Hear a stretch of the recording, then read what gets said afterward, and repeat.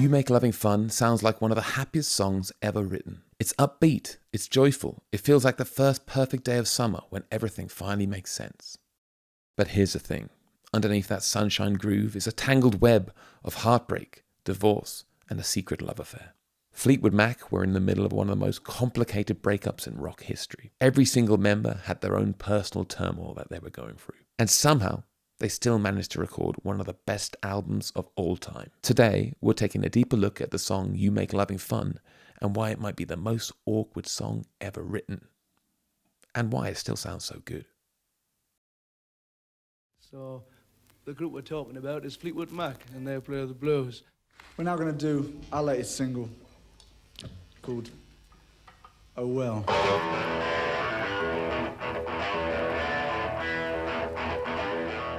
Fleetwood Mac didn't start out as a polished pop rock machine we think of today. Back in the late 1960s, they were a British blues band. Gritty, raw, loud. Think beer-stained pub floors and endless guitar solos rather than glossy pop rock ballads.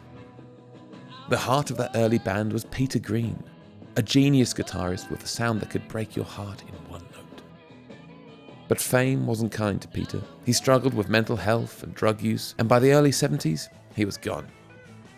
And he wasn't the only one. Members were leaving all over the place. Jeremy Spencer, Danny Kirwan. It was almost like the universe was quietly clearing the stage for something completely different.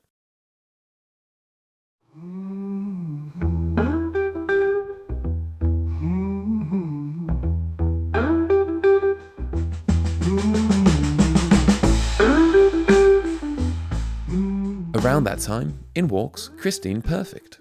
She was already a respected blues singer in her own right, and she just happened to be married to the band's bassist, John McVie. She joins Fleetwood Mac officially in 1970, bringing a whole new flavour, this calm, soulful energy.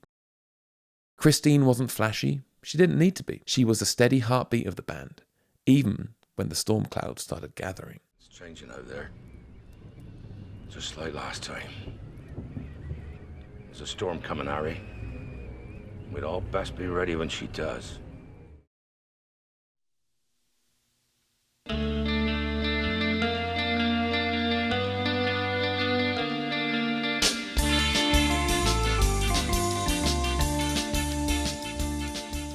1975, the band had evolved again. They were in California now, and they had picked up two new Americans, Lindsey Buckingham and Stevie Nicks. With Christine, John, Mick Fleetwood, Stevie and Lindsey all together, the classic Fleetwood Mac lineup was finally complete. They had the voices, they had the songs, they had the chemistry. They also had a ticking time bomb that was just ready to explode. Because by the time they started working on Rumours, everything was falling apart. Christine and John were getting divorced, Stevie and Lindsey were breaking up, and even Mick was dealing with his wife having an affair. It's safe to say things were on the rocks. But in comparison to this, You Make Loving Fun sounds, well, it sounds like pure beauty when you hear it. It's warm, it's playful. It's about the rush of falling in love with someone for the first time. It gives you butterflies. It has this feeling of hope, a lightness to it. The lyrics are sweet and genuine. Christine wrote the song, and well, take a look at the first lines, for instance. Sweet, wonderful you make me happy with the things you do.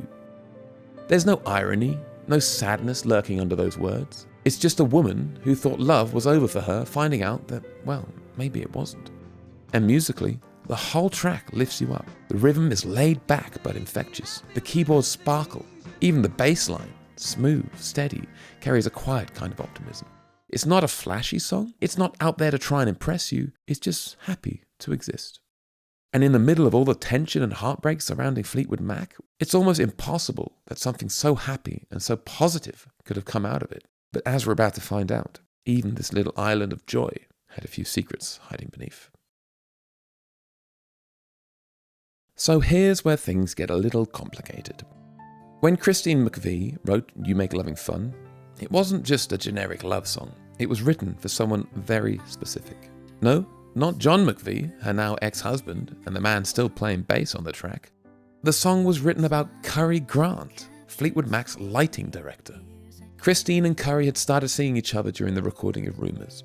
it wasn't just a fling, it was real enough to inspire one of the most joyful love songs in the band's catalogue. But think about the position Christine was in. She's in the studio every day, working closely with her ex-husband. Everyone else is nursing their own heartbreaks, and she's fallen for someone new, someone close to the band.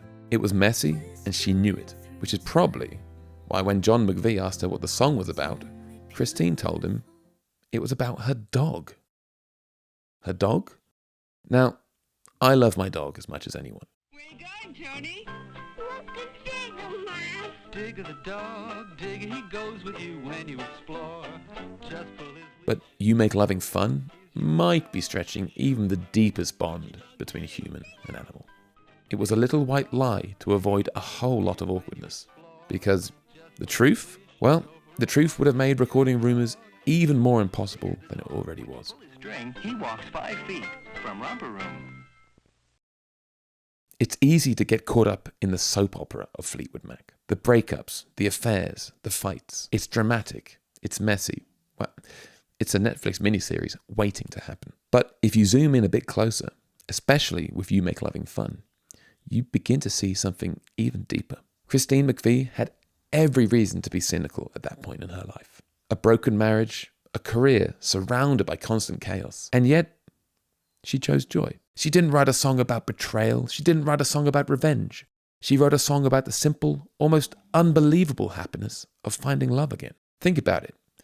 It's easy to write a song about heartbreak. It's easy to sound deep when you're miserable. But writing a song that's genuinely happy and true and still good, well, that takes something. Especially when everyone else around you is starting to think that love is just a joke. You Make Loving Fun isn't just a love song. It's a survivor's anthem. It says, yeah, I've been hurt, I've been disappointed, I've been let down, but I'm still capable of feeling that wonder of love again. I'm still willing to believe it. And that's what made Christine such a powerful songwriter. She didn't hide from reality, but she also didn't let reality win. You Make Loving Fun is just one little piece of Rumours, but once you see the bigger picture, it feels even more powerful. Fleetwood Mac didn't just record an album, they recorded the sound of their own hearts breaking and healing in real time. Every track on Rumours has a story behind it.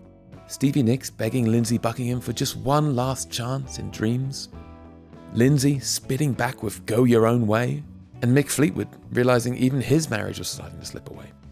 Christine McVie dared to fall in love again, and they didn't just record these emotions and move on. They got up on stage night after night and lived them out loud. Imagine it, John McVie standing on stage playing the bass line to You Make Loving Fun, a song written by, well, his ex-wife about her new lover.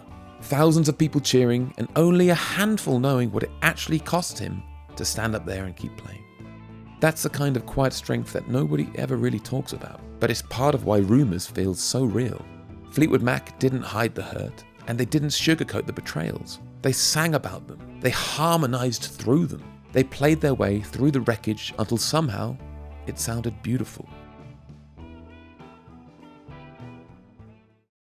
It's funny, when you first hear the song You Make Loving Fun, it just sounds like a really good pop song. But once you know the story behind it, it becomes something so much deeper. It's about choosing joy when even joy seems like the riskiest thing to believe in. And that's not a Christine McVie thing.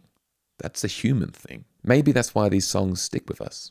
It helps remind us that we're not the only ones carrying around these old scars and hoping that they will just go away. I'm curious, are there any songs like this for you? Any songs that were good and that you enjoyed, but then when you heard about the deeper meaning behind them, they just kind of elevated them to the next level? Let me know in the comments. I'd love to hear about these songs and the point in your life where they found you and how they resonate with you. This is kind of what makes music so powerful and interesting to me. If you enjoyed this video, please do drop me a little comment below, give it a like, and if you want to, subscribe to the channel. Every little helps. If you want to help support the channel a little bit more, you can join the Patreon. We have exclusive Patreon reaction videos that don't appear on YouTube. Other content will be coming there in the future. Thank you very much for hanging out with me today and diving into the strange world behind You Make Loving Fun. I'll see you next time. But until then, don't forget to keep chasing those songs that remind you it's still worth believing in love.